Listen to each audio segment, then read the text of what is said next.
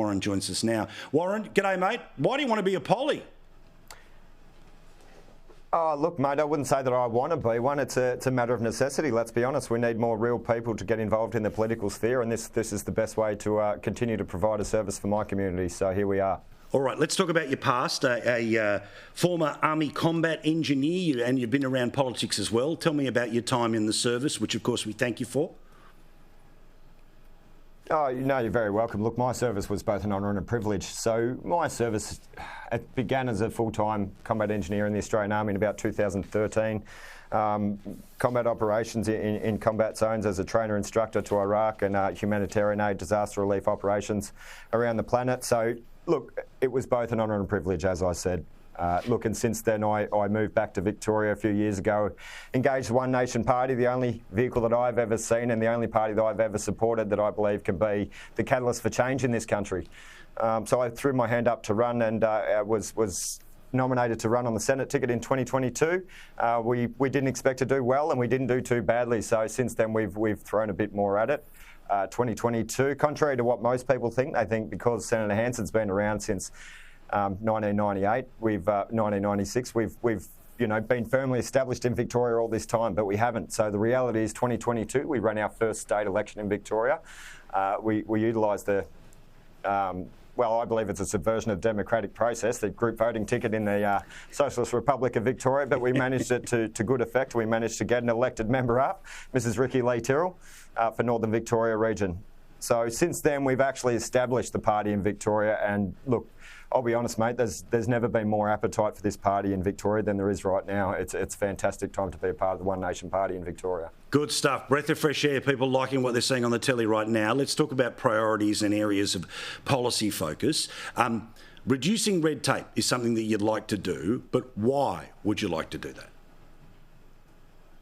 Well, because we know red tape, among other things, is such an impediment to business, especially in the state of Victoria. So we've had 123,000 businesses close or move interstate in 2023 alone. So that's without last year, which was arguably worse from my perspective. We're suffering a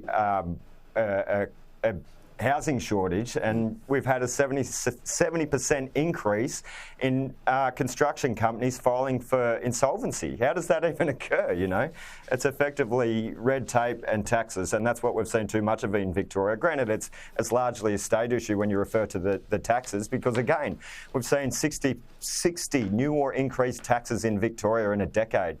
Now, that's evident of a state and federal government, if I'm honest, suffering from serious fiscal illiteracy, and Victorians are feeling it. Victoria is now the worst state in the country to do business in. It's disgusting.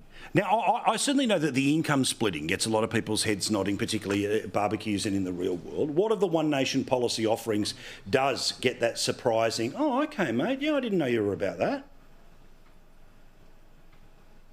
So I find one of the big ones, most people expect One Nation to be, have immigration caps and whatever else. But I don't think people until now have understood what we were in, our intent by these.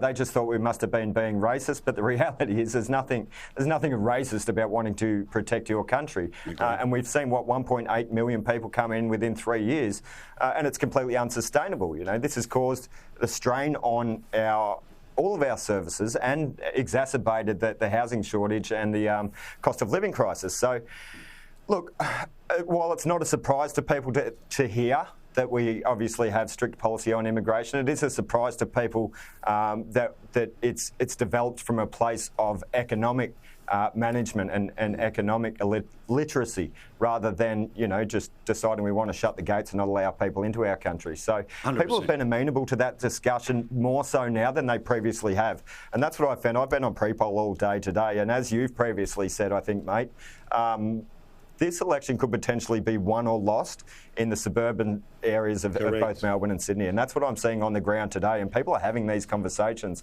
I've been specifically today out in the southeastern suburbs, and there's a lot of people of ethnic origins and ethnic backgrounds that have actually been very amenable to voting One Nation. I think, that there's a feeling on the ground that people have had enough, and they don't know how best to affect affect through the democratic change process, change. I've got to jump in, mate. Forgive me. That's entirely the problem. Yeah, yes. we've got to keep the ads going. All right, so we'll get that in a moment or two's time. onenation.org.au if you want more information. All the best. Nice to meet you, mate. Good luck. Good on you. Thank you. See you tomorrow. Bye-bye.